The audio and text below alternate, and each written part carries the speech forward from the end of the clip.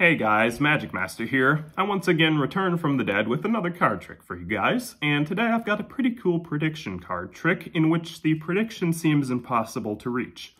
But before we get into it, for anybody that remembers I'm still alive, how are you doing? Let me know down in the comments.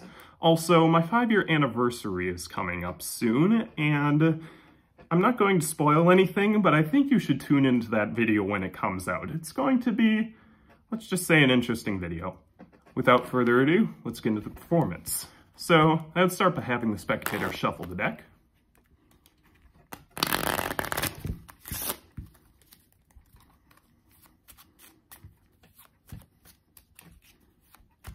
And then I would instruct them to deal either 3 or 4 piles face up. They could do either 3 or 4.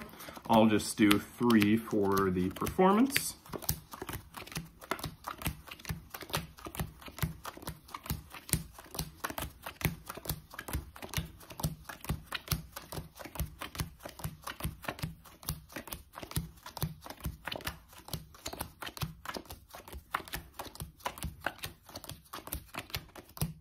Okay.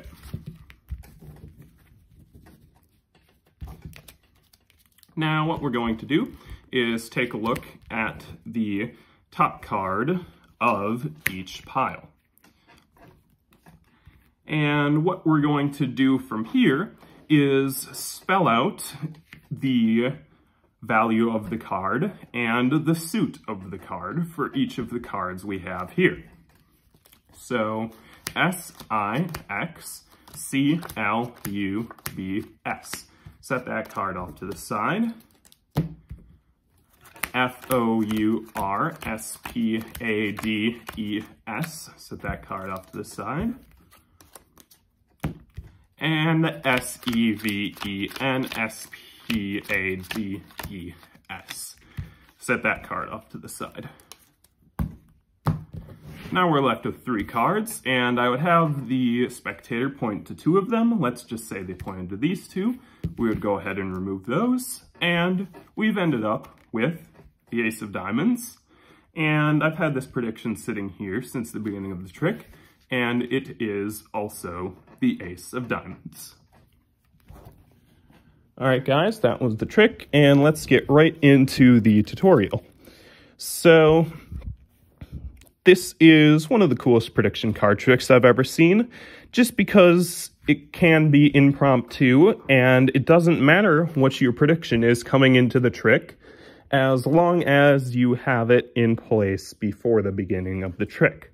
Credit to the Gapped Academy for this trick, by the way. And it does also have to be a 52 card deck without any jokers.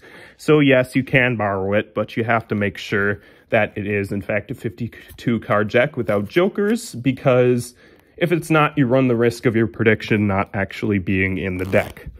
So then you can have the spectator shuffle. And when they're dealing piles face up, by the way, it doesn't matter if it's 3 or 4 piles for the trick.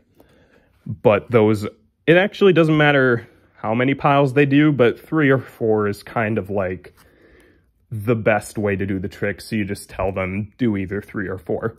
When they're dealing, you look for what row your Ace of Diamonds is in. So all 3 cards dealt here counts as row 1. That would be row 2, and so on. I didn't actually plan this, but it looks like our Ace of Diamonds has ended up in row 1. So this is actually one of the more unique scenarios. When they're done dealing, all you then have to do is take off the top card of each pile, and then you just force the Ace of Diamonds onto them. So however you'd like to do that, you just want to end up with these 2 cards removed, and then you show that the remaining card is equal to your prediction. However, most likely it wouldn't be in the first prediction, or the first position, sorry. So you're going to have to do a little bit of mental math depending on what position it ends up in. So let's try it again. That's 1, 2, 3, 4, 5. All right, so it's ended up in the 5th row in the middle pile here. So from here on out, you don't have to count the rows as they're dealing. You just have to remember that it's in the 5th row in the middle pile. So for this scenario, as with most of them, what you do is flip over the top card of each pile, and you somehow have to reach your card using whatever on these cards, whether it be the number or the suit, the color. You just have to figure that out for yourself. So since 9 has 4 letters in it, and it's 1, 2, 3, 4 spaces down, since we've already taken a card off, you could spell out N-I-N and set the last letter off to the side, which would be your card. And then you do the same thing for the other 2 piles. Obviously, you wouldn't do this pile first because that would be kind of suspicious. You just go left to right. You would figure it out with this pile first, but then you do the same thing for the other 2 piles going left to right. So T-W-O, set that one off to the side, and F-O-U-R. And then, once again, force this card on them and show it's equal to your prediction.